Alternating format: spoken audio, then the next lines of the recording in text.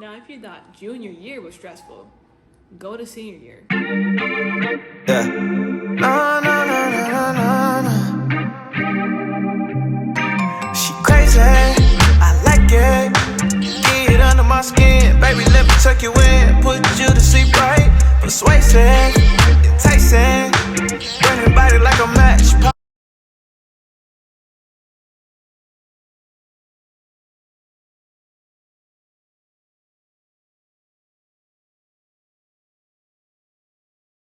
So the first tip or the first thing you should know is that it's hard work. But like I said, it depends on which school you go to. For me, it's hard work because you have to deal with like teachers and you have to deal with college applications and then you have to deal with stuff at home and then you, at this age, 17, 18, you're working and you're doing extracurriculum so you can go to that college that you want to go to. So that's like an example of like a working person, I guess. The next tip is pretty stressful. I mean, I think high school in general is stressful, but I think senior year is the most stressful because you have to like get those grades that colleges require. Like for me, for example, I want to go to Howard University. So I have to get like a 3.5, which I'm over, but it depends on what type of GPA they use. Like, they use the average or do they use like the main GPA that you get every semester? So that's like one thing that I'm kind of confused on. And it's kind of stressful because while it's hard work to do college applications, it's also stressful knowing that you might not get accepted or that you have things around the house that you gotta do, but you gotta focus on yourself at the same time. The third one, like I already said, college applications and decisions. Let's just think for a moment. Decisions. Where you want to go, if you want to stay home, if you want to take a gap year.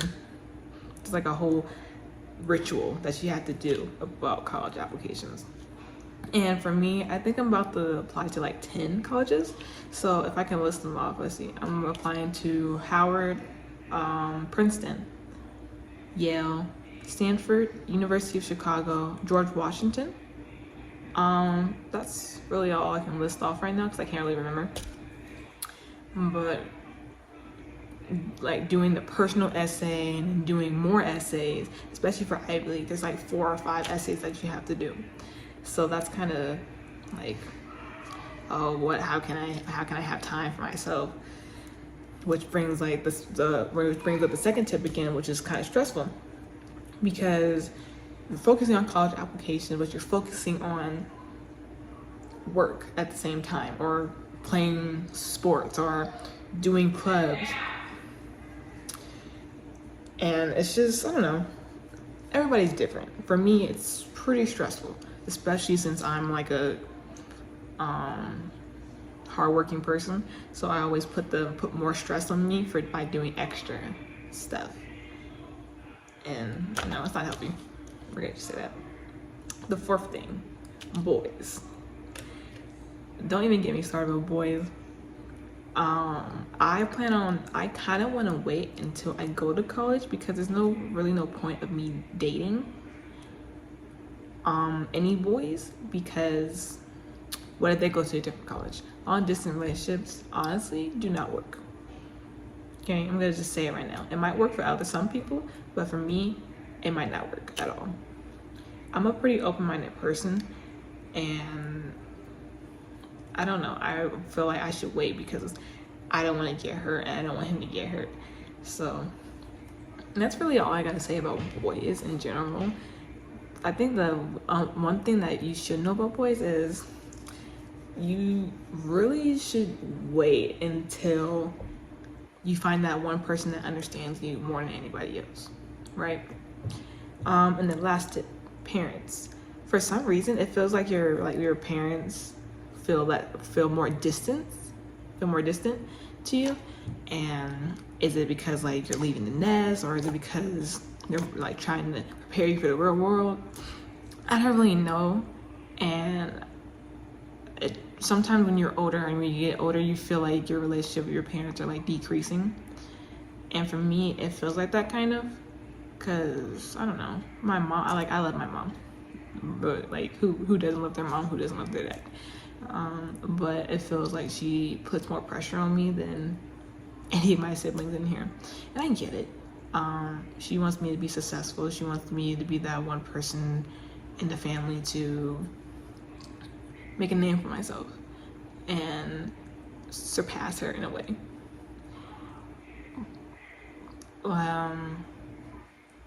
There's just things that we need to talk about, and I feel like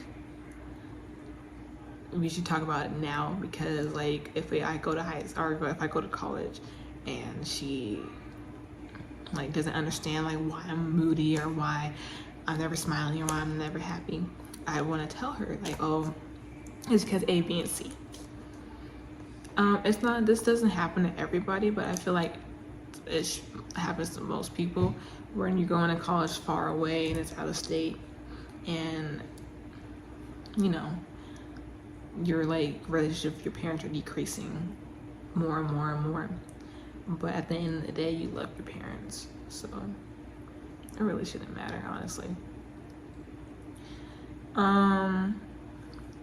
In general, being a senior is actually pretty hard work. Even when you have less classes, such as I have only 4 classes, and then I have basketball because I play basketball and I run track.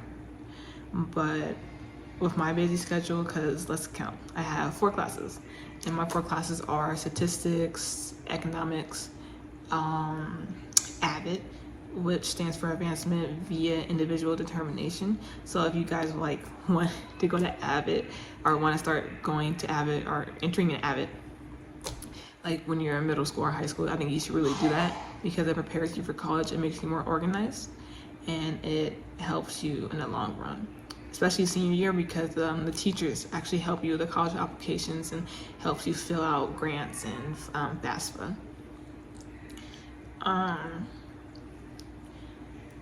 I honestly hope my senior year goes well, even with this COVID situation. I hope it goes well and I'm less stressed than I am now. I think that's really about it. If you need more tips or need more advice about senior year, you can just comment down below. And also, if you like this video, just hit that like button and then subscribe to my channel to get more videos about things like this, or to see my days or vlogs.